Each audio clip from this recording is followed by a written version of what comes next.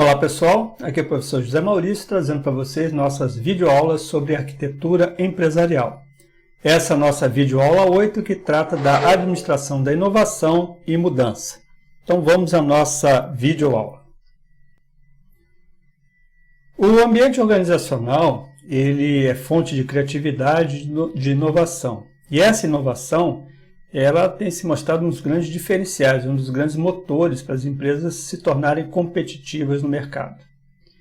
O ambiente organizacional está constantemente sujeito a processos de mudança, com alterações ambientais que nos afetam, sejam em características comportamentais, sejam em características regulamentais, regulatórias, como leis, mudanças em aspectos da própria produção, do ambiente organizacional. Esse ambiente interno e externo das organizações ele é alterado com muita facilidade, é bastante mutável e dinâmico e afeta o dia a dia das empresas, obrigando-as a mudar. Nós temos aí uma realidade onde o home office hoje ele predomina em grande parte das empresas, em grande parte dos negócios. Algumas empresas adotaram por absoluta necessidade, algumas encararam como uma nova oportunidade para rever os seus processos. Então nós vivemos hoje realmente essa mutação, percebemos o quanto é dinâmico esse ambiente organizacional que convivemos. As próprias mudanças científicas, as mudanças tecnológicas, econômicas, sociais, políticas, etc., elas influenciam esse desenvolvimento e como as organizações vão se mantendo, vão progredindo, vão tendo êxito dentro dessa estrutura. Essas organizações elas podem ser tanto indústria, pode ser na parte de serviço, público, hospital, etc. Todos estão sujeitos, todos estão submetidos a essas alterações, a essas mudanças que são trazidas dentro do ambiente da sociedade que nós vivemos. Xavier ele classifica as forças que criam as necessidades de mudança no meio interno e externo das organizações como exógenas e endógenas, proporcionando mudanças que vão desde a estrutura, tecnologia, a questão cultural, produtos e serviços e exemplifica. As forças endógenas são aquelas que criam necessidades internas de mudança estrutural e comportamental. Como eu disse, as empresas elas são levadas a alterações, muitas foram obrigadas a adotarem novas posturas em função de toda a crise, toda a realidade que vivemos hoje.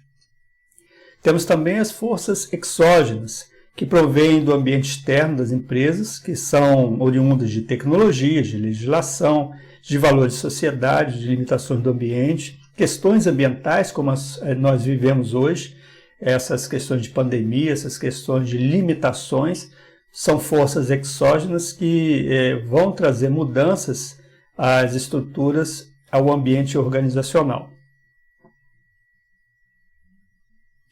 Já o processo criativo, ele também sofre interferências. Algumas empresas adotam áreas específicas para desenvolvimento criativo, para toda a parte de inovação, tanto nos seus organogramas, quanto na sua estrutura, para facilitar a dinâmica do processo criativo.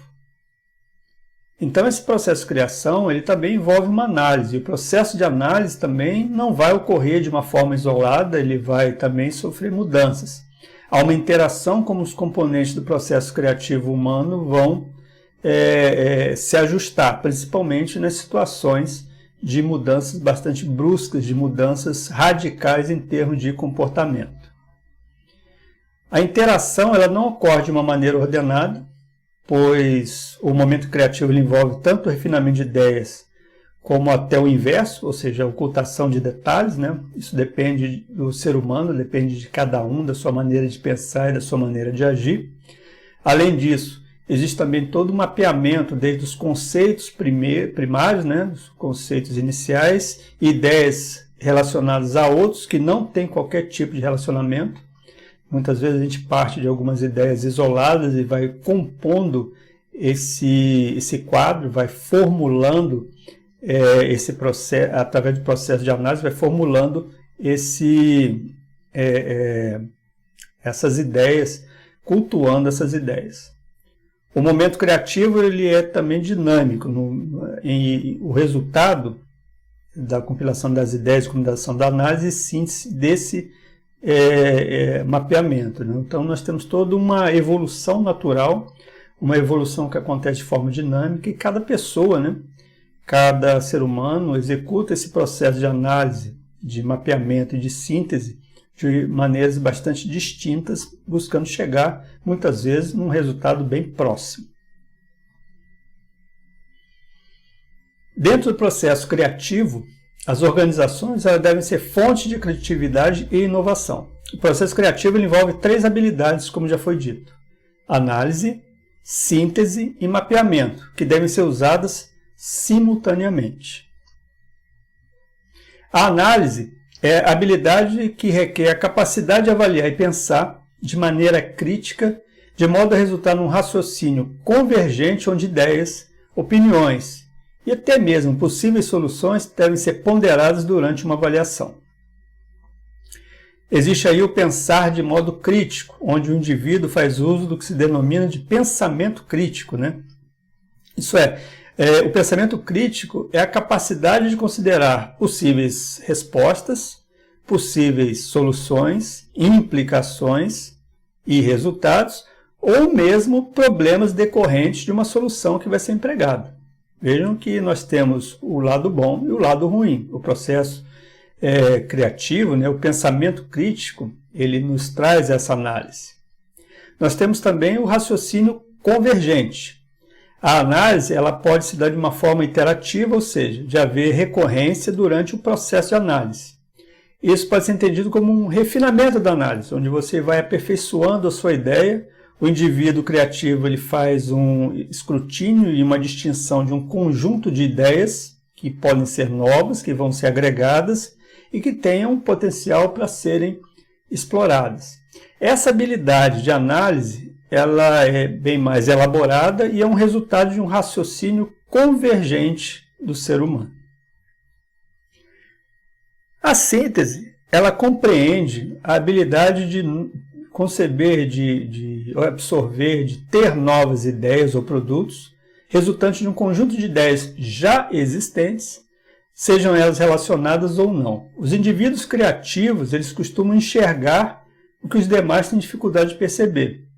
Muitas vezes, a partir de informações isoladas, de ideias, de conjunto de ideias isoladas, é possível compor uma nova ideia, uma nova solução.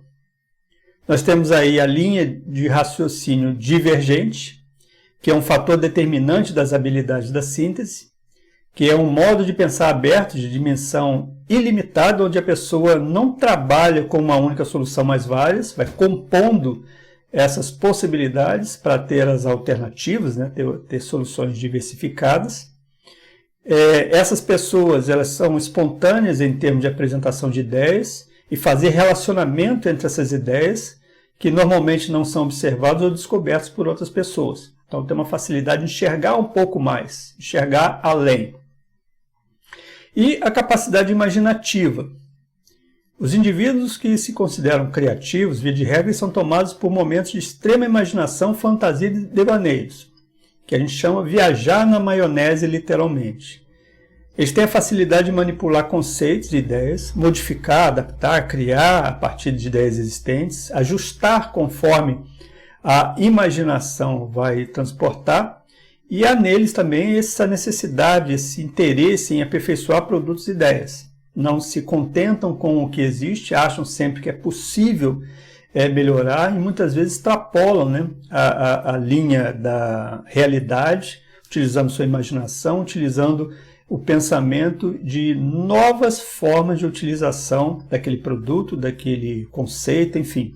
São capazes de imaginar novos vieses para esses elementos aí. E a síntese, ela tem relação com a cinética, que é a habilidade de síntese, onde os indivíduos fazem o agrupamento de elementos que parecem ser diferentes, soltos, né, irrelevantes, e fazer isso de um modo que eles passam a ser a solução de um problema. É uma técnica de resolução de problemas que faz uso do pensamento criativo, que a gente já falou. É uma habilidade, né, onde o indivíduo usa a ingenuidade, a imaginação, para conceber uma nova ideia, um produto, sintetizar o conhecimento, ajustar, organizar e produzir algo novo. O mapeamento, ele envolve pessoas criativas que possuem uma enorme curiosidade sobre muitas coisas e estão sempre interessados em questionar quase tudo, se não tudo. São aquelas pessoas que gostam de aprender sempre, que adotam um lema que aprender não ocupa espaço. Elas também demonstram interesse por áreas não relacionadas e são capazes de inventar coisas a partir de ideias desconexas, onde muitas pessoas não veem nada, eles veem uma oportunidade. Elas formam associações de ideias, que essas ideias são dissociadas no campo de estudo de tempo, bem como entre ideias sem qualquer relacionamento lógico. Então são capazes de compor novas ideias a partir de ideias que, em princípio, não têm nada a ver uma com a outra. O mapeamento também é uma habilidade de mapear abstrações em algo concreto. É um componente chave no processo criativo. Trata-se de uma capacidade mesmo de organizar, de usar abstrações e conceitos teóricos e conseguir mapear esses conceitos em ideias concretas e algo prático. É tornar algo abstrato, algo aparentemente irrelevante, em algo útil. Entre uma boa ideia e uma ideia criativa e inovadora que possa resultar num produto ou na melhoria de um processo, há uma diferença. Trata-se da habilidade de mapeamento, ou seja, transformar algo abstrato em algo real e prático. Muitas vezes nós temos boas ideias, excelentes ideias, ideias muito criativas e inovadoras, mas temos dificuldade em traduzi-las em algo prático, em algo concreto que tenha utilidade. O mapeamento, ele nos ajuda, nos transporta essa habilidade para juntar essas peças e transformar algo realmente que seja útil. O mapeamento, ele também inspira a capacidade de se comunicar e vender ideias. Combinada a habilidade de mapeamento e de comunicação, isso vai permitir ao indivíduo não apenas ter ideias vindo de associações distintas, como já falamos, mas também convencer os outros que suas ideias são inovadoras e podem resultar em produtos com elevado valor de mercado, o convencimento. Não basta ter uma boa ideia, você tem que convencer as pessoas que a sua ideia é boa, a sua ideia é viável e ela pode se tornar concreta. Em outras palavras, é preciso ter também um raciocínio prático, mostrar o diferencial da ideia, que ela tem um valor real e que de fato ela funciona. A capacidade de comunicação associada ao mapeamento é essencial nos mais variados ramos profissionais e mais ainda para as pessoas criativas, porque vai permitir que essas pessoas sejam compreendidas por aquelas, digamos, menos dotadas. Considerando a capacidade criativa, considerando a capacidade de desenvolver ideias, muitas vezes nós sofremos o que se chama de bloqueio criativo. Diversos fatores podem bloquear o desenvolvimento do processo criativo, e dentre eles nós temos aí o medo de errar, nós temos a impaciência, nós temos preconceito com determinadas ideias, falta de compromisso, principalmente falta de apoio financeiro, né? Muitas pessoas deixam de colocar em prática muitas excelentes ideias por falta de apoio financeiro, receio de mudanças, vaidade, insegurança, intolerância são os principais. O grande desafio dos gestores organizacionais é proporcionar um ambiente propício à criatividade de pessoas no trabalho e evitar zonas de conforto. Essas zonas de conforto, que o ser humano naturalmente procura, elas são perigosas ao processo criativo, porque trazendo desafios novos, com metas arrojadas, que exijam mais capacidade criativa, cognitiva, isso incentiva a criação, incentiva a obtenção de resultados. Pessoas criativas, elas não devem cair nessa zona de conforto. Elas são orientadas ao risco e têm geralmente um perfil especulativo e empreendedor. Além disso, pessoas criativas trazem consigo uma motivação. Essa motivação é dela mesma, que serve para catalisar mais motivação, transportar essa motivação para as outras pessoas, conseguir o apoio, conseguir toda aquela estrutura que precisa para desenvolver a sua ideia. Sem essa motivação, o processo criativo fica bloqueado. Então o indivíduo ele tem dificuldade em desenvolver a sua criatividade, desenvolver as suas ideias. Bom, as organizações elas também podem agrupar as pessoas nos seus diferentes processos produtivos. E dessa interação vão resultar novas ideias, novos arranjos produtivos e ganhos de recursos, que muitas vezes vão resultar num novo modus operandi da empresa. Uma nova forma da empresa se comportar perante os seus colaboradores, perante os seus fornecedores, perante os seus clientes. As inovações, de acordo com Corral, Ogliari e Abreu, citando estudos da Harvard Business Essentials, podem ser classificadas em inovações radicais e inovações incrementais. A inovação incremental é entendida como a melhoria de um produto, de um serviço ou de um processo existente que teve seu desempenho melhorado ou reconfigurado por uma tecnologia. Vejam que as tecnologias evoluem, então é possível você incrementar mudanças, incrementar melhorias. Essa ocorrência é a mais comum, uma vez que a criatividade ela parte de algo já estabelecido. Já as inovações radicais são a diferenciação total de um produto, de um serviço ou de um processo existente, cujos atributos modificaram por completo, houve uma mudança radical, como o próprio nome diz, pelo uso das tecnologias novas, novíssimas, ou por combinações de tecnologias existentes que fazem novos usos e têm novas utilidades para aquela aplicação, para aquele elemento, para aquele produto. Conforme ainda Corral, Ogliari e Abreu, a inovação brota de impulsionadores, sendo mais comuns a geração de oportunidades de crescimento de receitas a longo prazo, o desejo de competir além dos produtos tipo commodities, os produtos comuns, produtos do dia a dia, a busca de vantagem competitiva sustentável, aumento de competitividade, busca de mudanças estratégicas, a revisão da missão, visão e valores corporativos, a revisão nos próprios processos de gestão, avanços tecnológicos e outros motivos mais que podem ser impulsionadores dessas inovações.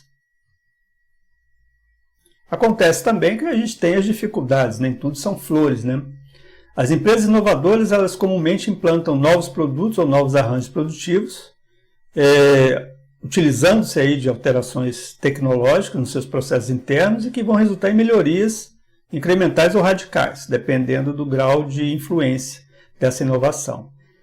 Mesmo diante dessa possibilidade positiva de inovação, de fatores impulsionadores e de práticas inovadoras das empresas, existem barreiras, uma vez que as atividades de inovação podem ser dificultadas por diversos fatores, desde fatores econômicos, falta de verba para desenvolvimento, fatores legais, por questões de atualização de normas, a questão de atualização de leis, corporativos, porque pode interferir no funcionamento da estrutura da corporação, então vai trazer à tona a necessidade de outras mudanças, que nem sempre as corporações, nem sempre as empresas estão disponíveis, estão dispostas a fazerem, e fatores culturais também, porque podem implicar em todo o modo de como a sociedade enxerga, a empresa enxerga os seus produtos. Então também é um cuidado, assim, é uma necessidade de prestar muita atenção nisso, e fatores como esse podem ser inibidores da inovação. Existem ainda outras variáveis, como o poder decisório, como já disse, que diz respeito à capacidade de tomada de decisão, e essa tomada de decisão dentro de uma empresa pode ser individual ou colegiada, dependendo do tipo de empresa, isso também vai interferir.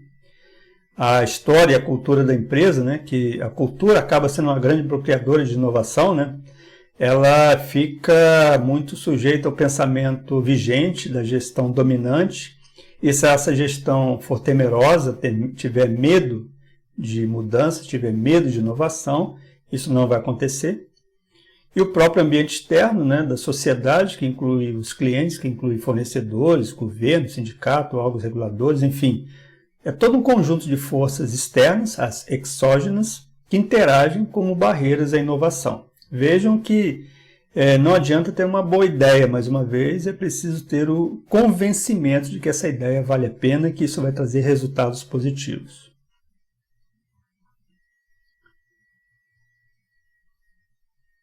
Ainda cabe dentro da organização, dentro da estrutura organizacional, a própria estrutura em si, né, que vai atuar em função do seu tamanho, da tecnologia que utiliza, do meio ambiente, do mercado, né, em qual ela está inserido, das suas estratégias e metas. Existem duas definições principais de porte de empresa no Brasil. A primeira, que é utilizada pelo BNDES, Banco Nacional de Desenvolvimento Econômico e Social, que é baseada no faturamento anual, que é chamada de ROB, Receita Operacional Bruta das firmas, e tem amparo na lei das micro e pequenas empresas. E a segunda definição toma como base o número de funcionários da empresa, por setores, né? E é muito usada, por exemplo, pelo Sebrae.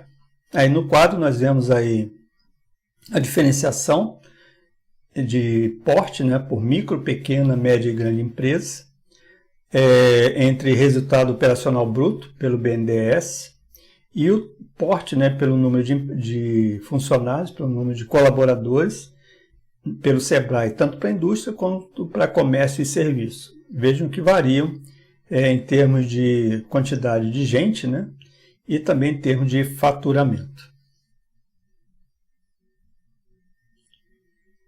Segundo também Daft, nessa escolha organizacional, nós temos aí 6 fundamentos no processo de elaboração estrutural. Primeiro, a perspectiva do processamento da informação sobre a estrutura, envolvendo as ligações verticais e horizontais das informações. As alternativas de projeto de organizações, onde é necessário que se definam atividades de trabalho, relacionamento de subordinação e opções de agrupamento departamental. Os projetos funcionais, divisionais geográficos, que vão resultar diretamente numa estrutura funcional, com ligações horizontais na estrutura divisional e na estrutura geográfica.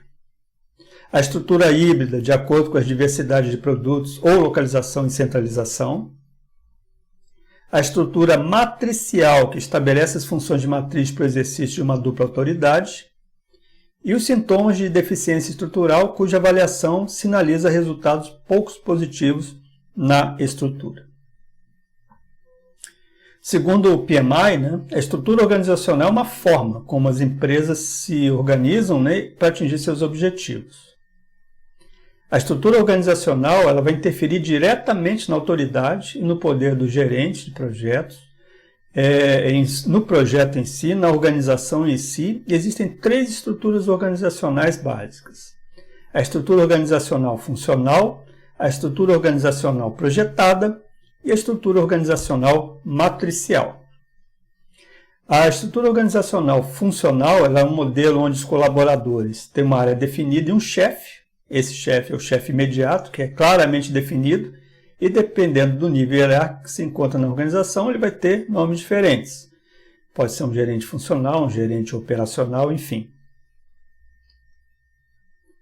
Na estrutura organizacional projetada, cada colaborador é alocado para um ou mais projetos, né, um ou mais setores, e responde diretamente ao gerente de projeto. Então nós temos aí uma outra figura na estrutura organizacional quando se trata de projetos. E na gestão matricial, nós temos um modelo de gestão em que as relações de subordinação estão configuradas numa estrutura em matriz, isso é, os colaboradores estão afetos a uma subordinação dupla, onde existe um gerente de projeto e um gerente funcional. A empresa está organizada tanto por funções quanto por projetos, onde cada colaborador pode responder tanto a um chefe funcional quanto a um ou mais gerentes de projetos. Isso dentro da estrutura que é preconizada pelo escritório de projetos, o PMO, e dentro do que é preconizado pelo PMI, Project Management Institute. Essa estrutura organizacional matricial ela pode ser fraca, moderada ou forte. A estrutura orgânica, que também é uma estrutura organizacional, onde as organizações são consideradas uma estrutura onde todos os funcionários tendem a estar praticamente no mesmo nível, com um sistema de organograma, que o mais horizontal possível seja esse organograma, e os colaboradores não possuem tantos títulos de trabalho e de responsabilidades. Esse modelo ele possui menos rigidez nos papéis, ele é mais suscetível, né, mais adaptável às mudanças e inovações, as decisões são tomadas de forma compartilhada, o conhecimento é diluído internamente, onde se prevê a distribuição desse conhecimento, onde todos têm o mesmo nível de conhecimento. A hierarquia e a comunicação são flexíveis, ou seja, possuem uma predominância de interações horizontais. Bom, resumindo, as empresas, de um modo geral, buscam a racionalização das estruturas organizacionais, e a estrutura matricial é que dá grandes contribuições para a efetividade no comando e na economia de recursos. Já a estrutura orgânica, ela, diante dessas novas tendências de gestão organizacional, face à queda de barreira, né, em função das próprias tecnologias da informação e da comunicação, as TICs, né, esses organogramas atuais dessas empresas tendem a um modelo mais orgânico, mais flexível e mais sujeito, mais suscetível às inovações.